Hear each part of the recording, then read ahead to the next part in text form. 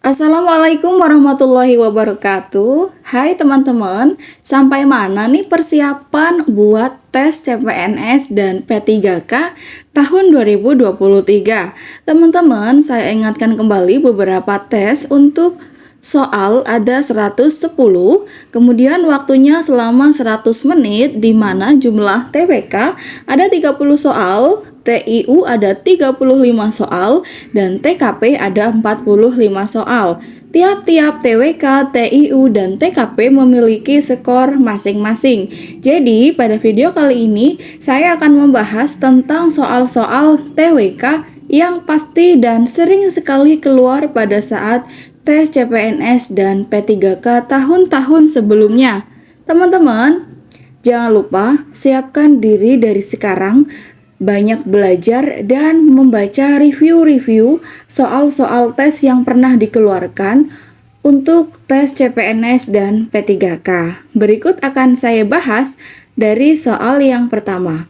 Teman-teman perlu diingat bahwa TWK ada materi tentang nasionalisme, integritas, bela negara, pilar negara yang terdiri dari NKRI, Undang-Undang Dasar, Pancasila, dan Bhinneka Tunggal Ika. Yang terakhir tentang bahasa Indonesia. Kemudian setelah TWK ada TIU, di mana TIU ini atau TIU membahas tentang kemampuan verbal, ada analogi, silogisme, dan analitis. Yang kedua ada kemampuan numerik, dan terakhir ada kemampuan figural. Yang terakhir tentang TKP, yaitu membahas tentang pelayanan publik, jejaringan kerja, sosial budaya, teknologi, informasi dan komunikasi, profesionalisme, dan anti-radikalisme. Oke teman-teman, langsung saja yuk kita bahas soal prediksi TWK CPNS tahun 2023 dari yang pertama. Di sini sudah ada lambang-lambang sila dalam Pancasila ya. Ada kepala banteng, pohon beringin, ada bintang, ada padi dan kapas, dan ada rantai. Teman-teman silahkan urutkan dari sila yang pertama sampai yang kelima. Jadi misalnya sila pertama berbunyi ketuhanan yang Maha Esa dilambangkan dengan apa ya? Yuk kita bahas di soal yang pertama. Sebelum merdeka, bangsa Indonesia telah melewati masa perjuangan yang begitu panjang. Banyak yang dikorbankan untuk meraih kemerdekaan. Bangsa Indonesia memproklamasikan kemerdekaan pada tanggal 17 Agustus 1945. Sejak saat itulah Indonesia telah mencapai kemajuan dan mampu berdiri tegak di hadapan bangsa-bangsa di dunia. Pengikatan suatu negara untuk dapat berdiri tegak di hadapan bangsa-bangsa lain di dunia seperti informasi di atas adalah A. Semangat persatuan dan kesatuan, B. Keanekaragaman suku dan budaya di Indonesia, C. Memegang teguh prinsip nasionalisme dan primordialisme, D. Dorongan suasana nyaman dan sama dalam kehidupan berbangsa dan bernegara, E. Meneruskan perjuangan para pahlawan dan pendiri bangsa. Yang perlu ditunjukkan bangsa Indonesia kepada dunia yang pertama dan yang paling benar adalah semangat persatuan dan kesatuan dari diri Indonesia itu sendiri. Soal nomor 2, fenomena generasi muda yang mengalami kepudaran terhadap jiwa nasionalisme disebabkan karena A. Orientasi nasionalisme adalah sikap dan perbuatan. B. Labeling yang menjadi stigma bagi generasi muda. C. Ukuran nasionalisme dipahami yang sebatas perjuangan fisik. D. Kurangnya daya juang terhadap tantangan perubahan zaman.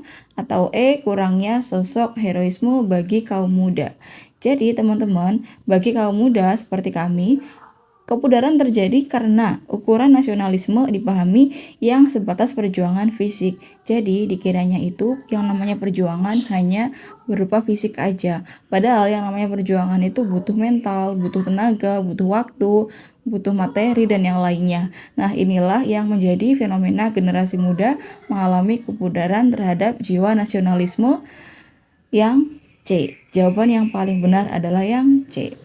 Soal yang berikutnya, Aksi terorisme yang terkenal yang terjadi pada tahun 2002 adalah di Bali. Aksi terorisme yang dijadikan sebagai peristiwa terorisme terbesar sepanjang sejarah Indonesia ini terjadi pada 3 peristiwa sekaligus, membunuh sekitar ratusan orang yang kebanyakan merupakan warga asing yang sedang berlibur. Kasus tersebut merupakan penyimpangan sila keberapa? A. Sila pertama, B. Sila kedua, C. Sila ketiga, D. Sila keempat, atau E. Sila kelima. Berdasarkan bacaan dalam soal, kasus ini merupakan penyimpangan sila yang keempat, yaitu kerakyatan yang dipimpin oleh hikmat kebijaksanaan dalam permusyawaratan perwakilan. Ya, jadi terorisme ini mengandung banyak sekali maksud di dalamnya, di antaranya adalah suatu penyerangan terhadap suatu kepemimpinan yang dirasa belum adil mungkin atau belum bijak terhadap rakyat dan yang lainnya. Tetapi yang namanya terorisme selalu memakan korban. Jadi hal ini sangat tidak diperbolehkan di negara kita maupun di negara lain ya. Lanjut ke soal yang berikutnya. Selama masa pandemi COVID-19, pemerintah menghimbau kepada kepala sekolah dan tenaga pengajar untuk tidak mengadakan pembelajaran tatap muka. Namun, kegiatan pembelajaran dapat dilakukan secara online.